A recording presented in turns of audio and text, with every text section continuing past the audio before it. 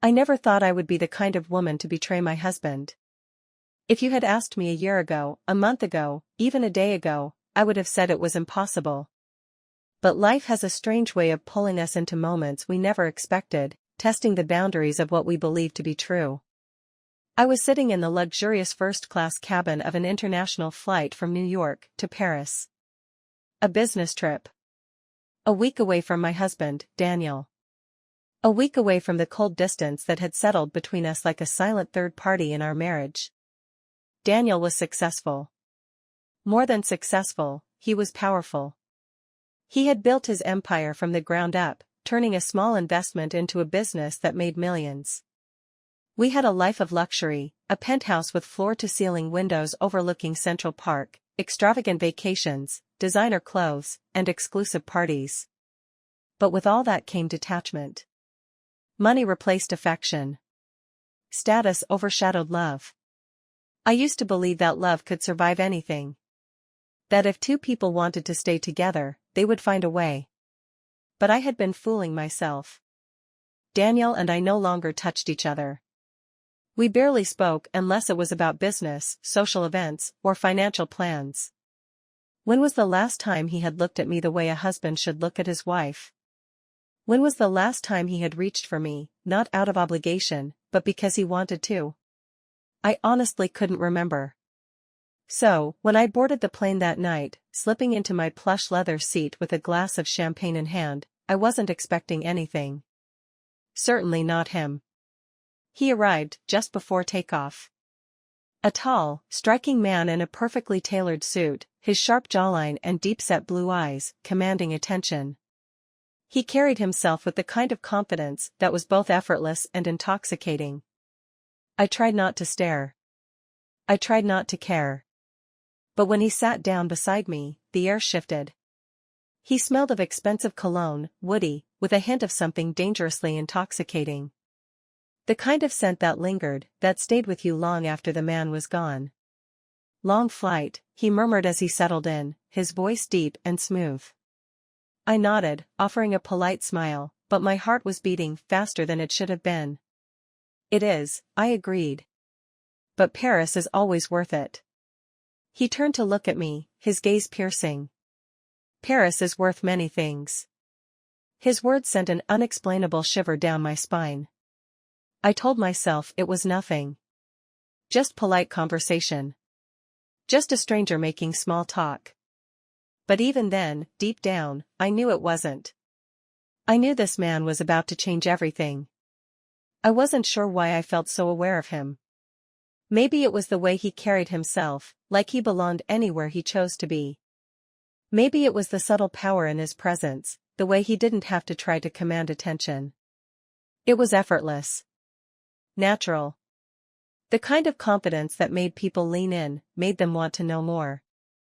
I had spent years surrounded by powerful men, business moguls, investors, world leaders.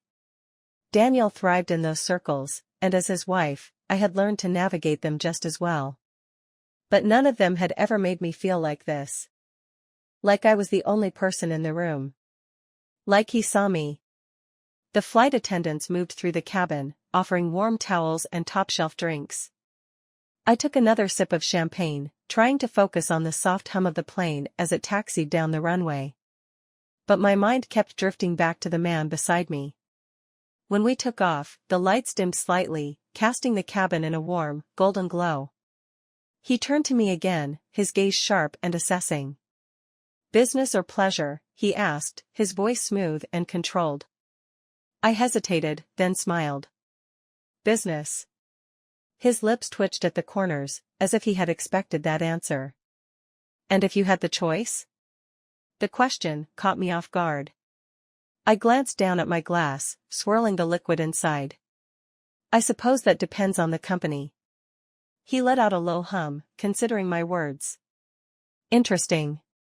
A silence stretched between us, but it wasn't uncomfortable. It was charged. I could feel the weight of his attention, the way he studied me without being obvious. And I liked it. It had been so long since I felt like this, since I felt wanted. Not just as an accessory, not just as someone's wife. But as a woman. I'm Nathan, he said finally, offering his hand. I hesitated. Not because I didn't want to shake it, but because I knew, somehow, that touching him would make this feel more real. That this moment, this small, fleeting interaction, was already spiraling into something I might not be able to control. But I took his hand anyway. His grip was firm, warm. His fingers lingered just a second longer than necessary, and I knew it wasn't by accident. And you are? I swallowed, my throat suddenly dry. Olivia. He repeated my name, almost like he was testing how it felt on his tongue. And then he smiled. Not the polite, practiced smile of a businessman. A real one. Slow. Amused. Intrigued. I should have looked away. I should have set a boundary. But I didn't. Instead, I held his gaze, letting the moment stretch between us, thick with something I wasn't sure I was ready to name. Because deep down, I already knew. This was the beginning of something. And I wasn't sure if I wanted to stop it. The flight settled into a comfortable rhythm, the hum of the engines blending with the quiet murmurs of other passengers. Most people had already reclined their seats, preparing for sleep. The cabin lights were dimmed now, casting everything in a soft, intimate glow. But I wasn't tired. Nathan hadn't looked away from me since I told him my name. His attention felt like a touch, light, lingering, deliberate. It had been so long since someone looked at me like that. Like I was worth being seen. I shifted slightly in my seat, suddenly too aware of the space between us. It wasn't much. Just an armrest separating our bodies, a thin line that felt insignificant given the weight of the moment. So, Olivia, he said finally, his voice quieter now, more personal. What is it you do that requires a business trip to Paris? I hesitated, my mind flickering back to the reality I had left behind. Daniel. My marriage. The life I was supposed to be living. I work in luxury branding, I answered, my tone carefully neutral. High-end clients, exclusive products. Paris is familiar territory. His lips curled slightly. A woman with taste. I laughed softly, shaking my head. Something like that. Nathan turned slightly in his seat, facing me more fully. The movement brought his knee close to mine, just close enough to brush against it when the plane shifted slightly in the air. It was the lightest touch, barely noticeable, and yet my breath caught. He noticed. Tell me something, he said, his tone almost lazy, but his eyes were sharp, studying my every reaction. A woman like you, successful, beautiful, intelligent, why do I get the feeling that this trip means more to you than just business? My heart beat faster. Was it that obvious? I should have denied it. I should have laughed it off, told him he was reading too much into things. But instead, I found myself holding his gaze, my lips parting slightly as I tried to think of an answer that wouldn't feel like a lie. I don't know what you mean, I said, though my voice lacked conviction. Nathan hummed, a knowing sound, as if he could see right through me. I think you do. I looked away, exhaling slowly. The ice in my glass had melted completely now, leaving behind nothing but water and the lingering taste of champagne on my lips. This was dangerous. The way he looked at me. The way I looked back. The way my skin tingled from a touch that hadn't even fully happened yet. I was playing with fire. And for the first time in a long time I wanted to get burned. I shifted in my seat, trying to steady my thoughts. The way Nathan looked at me, calm, confident, as if he had all the time in the world to unravel whatever was going through my mind, made it hard to think straight. I had spent years perfecting the art of control. In my marriage, in my career, in the way I carried myself at social events where I was expected to smile, nod, and play the role of the devoted wife. I had built walls so high that even I had stopped questioning what was on the other side of them. And yet, in the span of an hour, a stranger on a plane was making those walls feel unsteady. I took another sip of champagne, but the bubbles did little to distract me from the growing tension. Nathan watched me carefully, his fingers resting lightly against the armrest between us. He hadn't moved any closer, not really, but there was an unspoken energy pulling us together, something I wasn't sure either of us could ignore for much longer. "You don't have to tell me," he said finally, his voice low and smooth. "But I think you came on this trip looking for something." I exhaled slowly. "And what is it you think I'm looking for?" Nathan tilted his head slightly, as if considering his answer. "Something different." His gaze flickered over my face, lingering on my lips for just a moment, before returning to my eyes. "Something you haven't had in a long time." I swallowed hard. Was it really that obvious? I should have laughed. I should have brushed it off, turned the conversation to something safe. But instead, I found myself gripping the stem of my glass a little too tightly, my pulse quickening. "You sound so sure of yourself," I said, my voice softer now. Nathan's lips twitched at the corners. "I don't believe in wasting time pretending not to see what's in front of me." A shiver ran down my spine. I looked around the cabin, half expecting someone to be watching us, to have noticed the way the air between us had changed. But no one was paying attention. The flight attendants had retreated to the galley, and most of the other passengers were already drifting into sleep. It felt like we existed in our own little world, separate from everything else. I leaned back against my seat, exhaling slowly. "What about you?" I asked, forcing myself to sound casual. "Are you traveling for business or pleasure?" Nathan took his time before answering. "Business." He studied me for a moment, then smirked slightly. "But I wouldn't say no to pleasure." I felt my stomach tighten at the way he said it, so effortlessly, so unapologetically bold. I should have ended this conversation. I should have reminded myself who I was, who I belonged to, the life I had promised to uphold. But instead, I found myself leaning just a little closer. "Do you always talk to strangers like this?" I asked, arching a brow. "Only the interesting ones." The way he said it sent heat rushing through me, pooling low in my stomach. This wasn't just a conversation anymore. It was something more. A game, maybe. A dance. One that neither of us was willing to stop. I could feel my body reacting to him in ways I hadn't felt in years. It was like waking up after a long, dreamless sleep and realizing how much I had missed being seen, being desired. Nathan shifted slightly, just enough that his knee brushed against mine.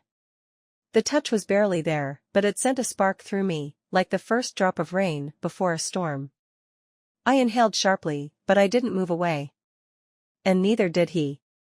"Tell me something, Olivia," Nathan murmured, his voice barely above a whisper. "When was the last time you did something just because you wanted to?" I opened my mouth to answer, but nothing came out. Because I honestly couldn't remember. I parted my lips, ready to say something, anything, to break the silence.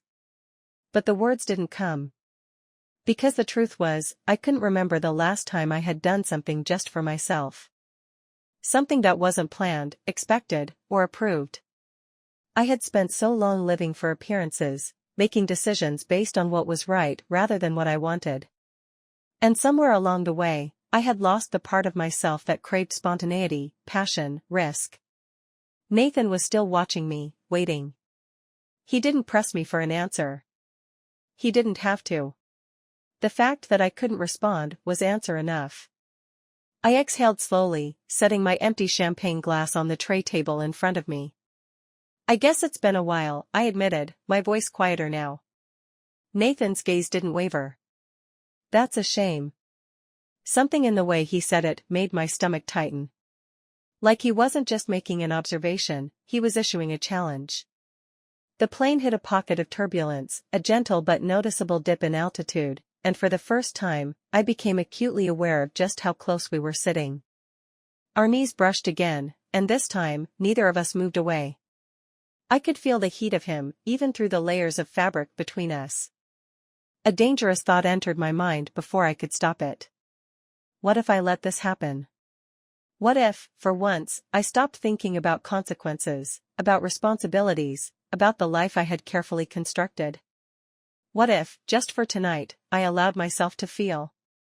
Nathan must have sensed the shift in my thoughts, because he leaned in slightly, his voice dropping lower, more intimate. You don't strike me as someone who settles for less than she deserves. I let out a soft laugh, though there was no real humor in it. I think I forgot how to ask for more. His eyes darkened slightly, his fingers tapping against the armrest between us.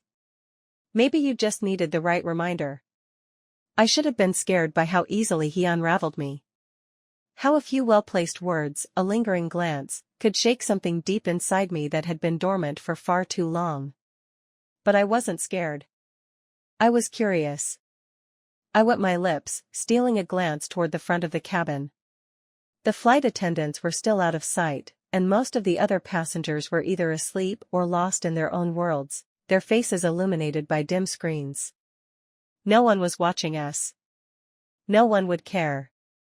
I turned back to Nathan, my heartbeat quickening. And what exactly do you think I deserve?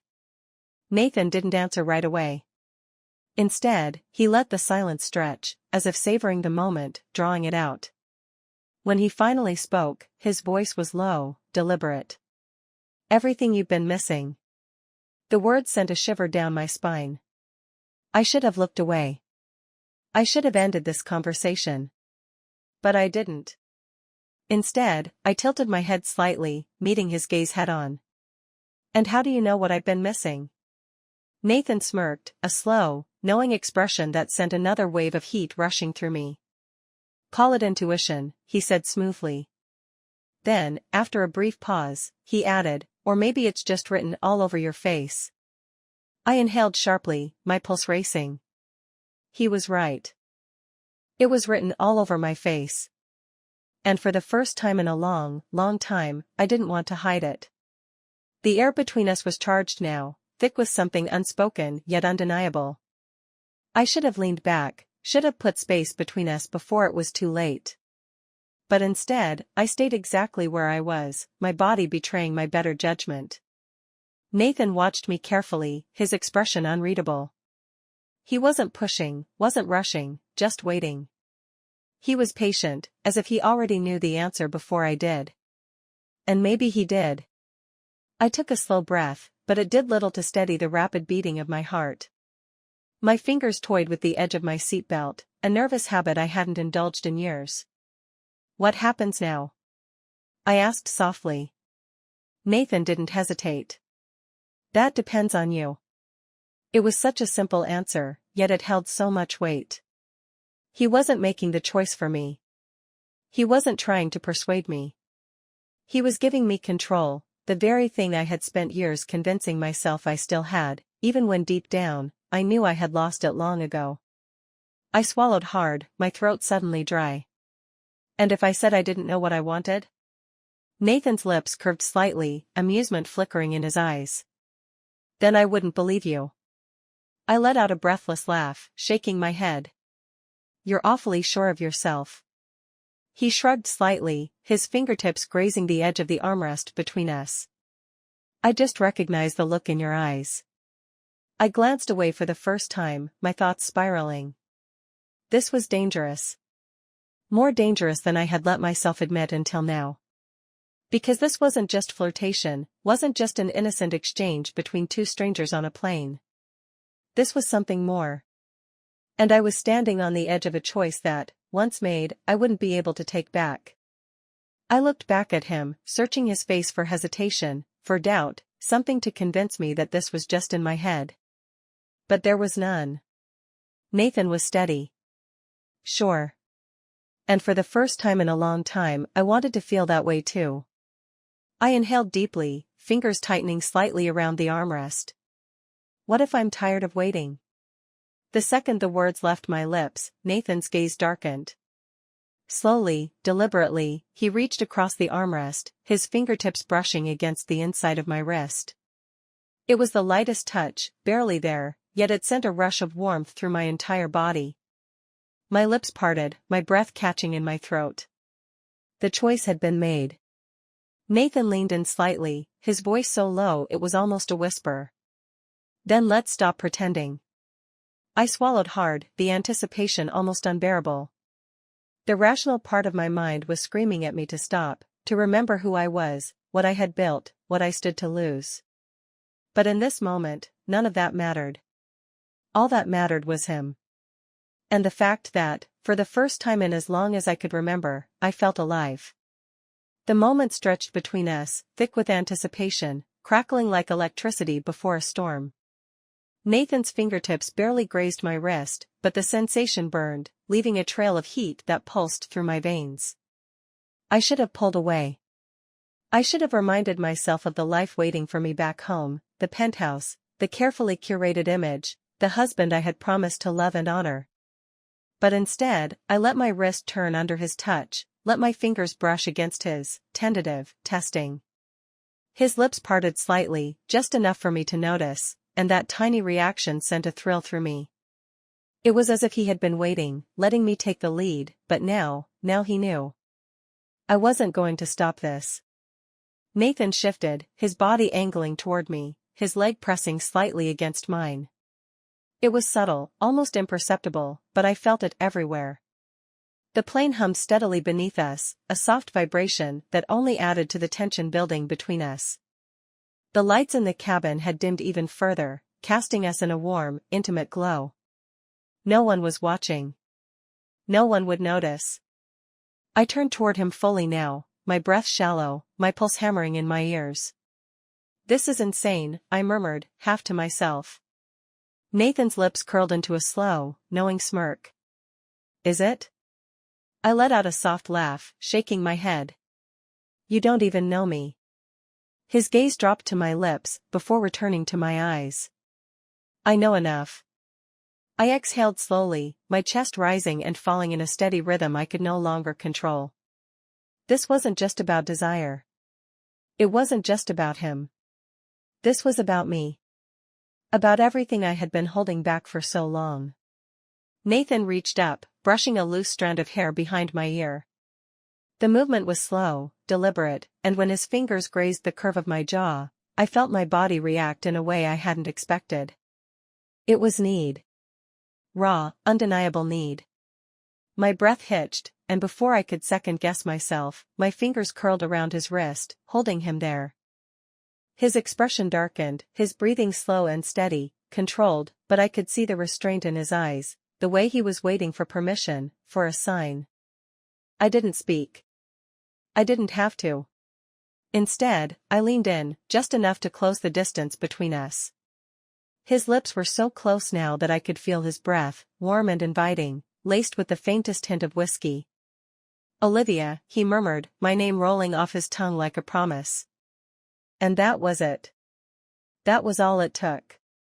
I closed the space between us, my lips brushing against his in a slow, hesitant kiss, testing, tasting. Nathan didn't rush. He let me set the pace, let me savor the moment, let me decide how far I was willing to go. But as my fingers slid up his arm, feeling the hard muscle beneath the expensive fabric of his suit, I knew there was no turning back. This was happening. And for the first time in years, I wasn't going to stop myself. The space between us disappeared, our lips brushing together so lightly that for a brief moment, it felt more like a question than a kiss. A silent, lingering question hanging in the charged air between us: are we really doing this? And the answer, unspoken yet undeniable, was yes. Nathan didn't rush. He didn't press. He simply let the moment unfold, as if he had all the time in the world. His lips were soft but firm, his breath warm against my skin. I had forgotten what it felt like, to be kissed like this. To feel the anticipation coil tightly in my stomach, to crave something as simple as the touch of another person. I barely heard the low hum of the engines, barely noticed the quiet murmur of the few passengers who were still awake. In that moment, nothing else existed but him. His fingers skimmed along my jawline, slow and deliberate, sending a shiver down my spine. I tilted my head slightly, parting my lips just enough to deepen the kiss, to taste him fully. Nathan inhaled sharply, as if the small movement had shifted something between us, had snapped the last thread of restraint he'd been holding on to. The hand that had been resting on the armrest between us moved, trailing up my arm in a slow, tortuous path, before settling at the curve of my waist. His touch was light at first, barely there, as if giving me the chance to pull away. But I didn't. I leaned into him, pressing closer, my body drawn to his like gravity. He took it as the invitation it was. His hand tightened slightly, his grip firm but not forceful, his fingers splaying against the fabric of my dress. A quiet sigh escaped my lips at the feeling, and Nathan groaned softly in response, the sound vibrating against my skin. I knew this was reckless. I knew I was crossing a line that I could never uncross. But I didn't care. For the first time in longer than I could remember, I felt alive. Nathan pulled back slightly, his forehead resting against mine, his breathing heavy. His thumb traced slow circles against my hip, a silent question lingering in the air between us. I licked my lips, tasting the remnants of our kiss, and met his gaze. His eyes were dark now, filled with something that made my stomach clench. "We should stop," I whispered, though my voice lacked conviction. Nathan's lips curled into a slow, knowing smirk. "Do you want to?" I didn't answer. Because we both already knew the truth. I had spent so much of my life thinking about consequences, about appearances, about what was expected of me. But right now, in this moment, with Nathan's hand on my waist and his lips hovering just inches from mine, I didn't want to think. I just wanted to feel. His fingers tightened slightly against my hip, his breath warm against my cheek. "Say the word, Olivia," he murmured, his voice low and controlled, but I could hear the tension beneath it, the effort it took for him to hold back. I swallowed hard. I could still walk away. I could still pull back, smooth down my dress, sip my champagne, and pretend none of this had ever happened. But I wouldn't. I reached for his wrist, guiding his hand slightly higher, pressing it more firmly against my body. Nathan's breath hitched. His grip tightened. And then, without another word, he kissed me again, deeper this time, slower, with the kind of deliberate intensity that sent heat rushing through my veins. I melted into him, my hands sliding up his arms, my fingers tangling in the fabric of his suit. We weren't just flirting anymore. We were falling. And neither of us wanted to stop. Nathan's kiss deepened, slow and consuming, like he was savoring every second, every movement, every reaction from me. His hands skimmed along my waist, his touch confident yet controlled, making me feel like I was the only thing that mattered in this moment. And maybe I was. I clung to him, my fingers pressing into the expensive fabric of his suit, feeling the solid warmth beneath. His presence was intoxicating, a dizzying mixture of confidence and restraint, as if he was giving me the chance to dictate just how far this would go. The logical part of my mind was screaming at me to stop, to pull away, to remind myself who I was, what I had, and what I stood to lose. But the part of me that had been starving for this, for connection, for passion, for something real, was louder. His lips moved against mine with precision, his breath hot and steady, his movements unhurried yet deliberate. He wasn't just kissing me. He was unraveling me, piece by piece, without a single word. The plane hit a slight bit of turbulence, causing my body to shift closer against his. A quiet sound escaped me, more surprise than anything, but Nathan took it as an opportunity. His arm slid more securely around my waist, pulling me into him as if he didn't want to let go. And I didn't want him to. I could feel the way his body tensed, the way his breathing had changed, just slightly heavier now. The restraint in his posture was obvious, he was holding back, keeping himself in check, as if waiting for me to make the next move. I pulled away just enough to meet his gaze, our faces still dangerously close. His eyes were dark now, filled with something that sent a deep, shuddering warmth through me. "This is a bad idea," I murmured, though even as I said it, my fingers traced the edge of his collar, betraying my words. Nathan let out a low, quiet chuckle, his thumb brushing against my hip in a way that made my breath hitch. "I've had worse ideas." I exhaled a soft laugh, shaking my head. But I didn't pull away.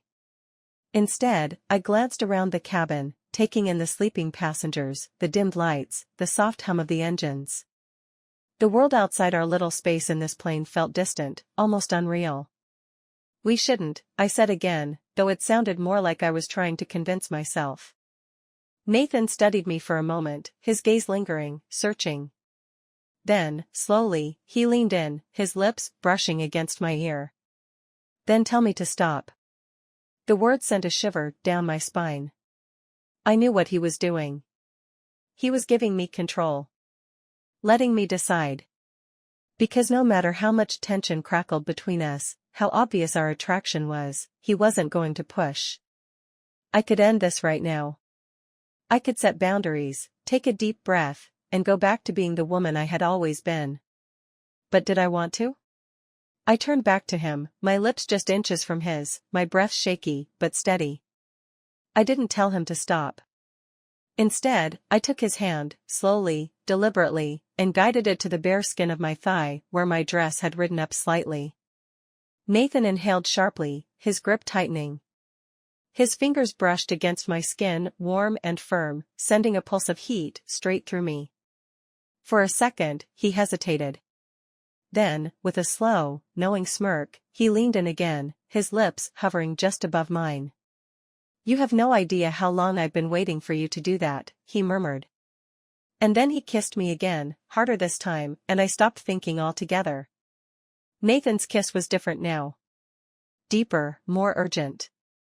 As if the moment I placed his hand on my thigh, something inside him shifted, like the restraint he had been holding on to so carefully was beginning to slip away.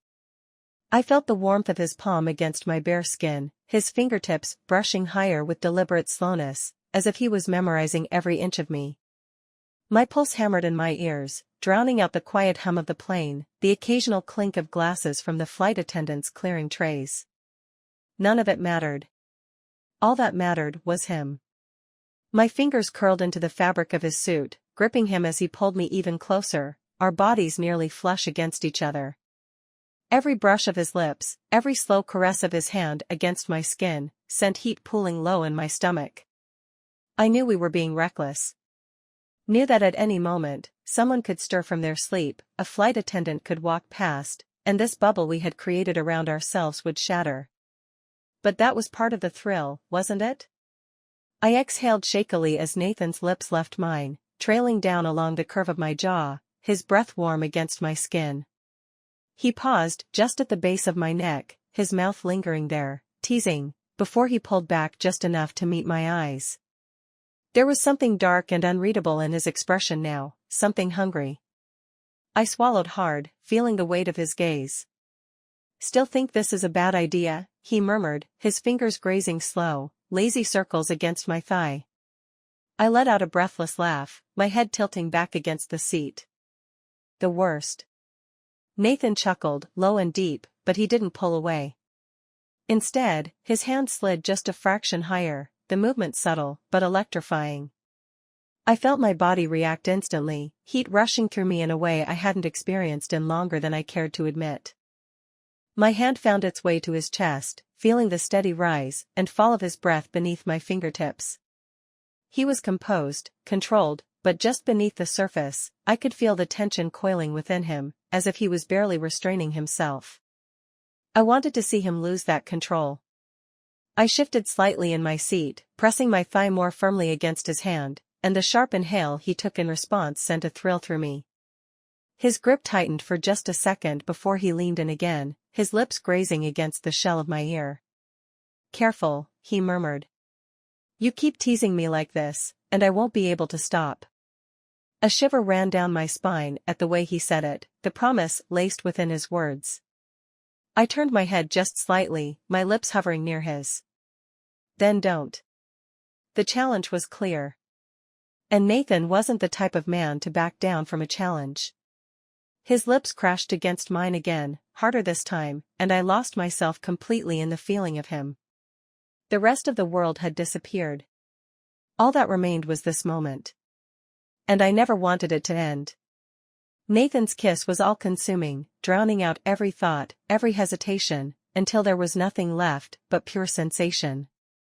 His hands, warm and steady, traced slow, deliberate patterns against my skin, igniting something inside me that I had long since forgotten how to feel. I wasn't Olivia, the devoted wife of a powerful businessman. I wasn't the woman who had spent years keeping up appearances, playing the role expected of her. Right now, in this moment, I was just a woman who wanted. Who needed. Nathan deepened the kiss, his hand sliding higher, his touch featherlight yet devastating. My breath hitched, my fingers curling into his lapel as I pulled him closer, as if that could erase the space between us completely. The cabin around us faded into the background, the dimmed lights, the steady hum of the engines, the soft rustling of passengers shifting in their sleep. It was easy to forget where we were, how risky this was. But then, just as quickly as it had started, reality intruded. The sound of footsteps in the aisle. Nathan stiffened slightly, his hand freezing in place against my thigh. I forced myself to blink, to focus, my breath still coming in uneven bursts as my mind scrambled to catch up. A flight attendant passed by, not sparing us more than a passing glance, but the moment had shifted. The bubble around us had thinned, reality pressing back in, forcing me to remember. I swallowed hard, my pulse still racing as I met Nathan's gaze. He was watching me carefully, his expression unreadable now. Waiting. He wasn't pushing.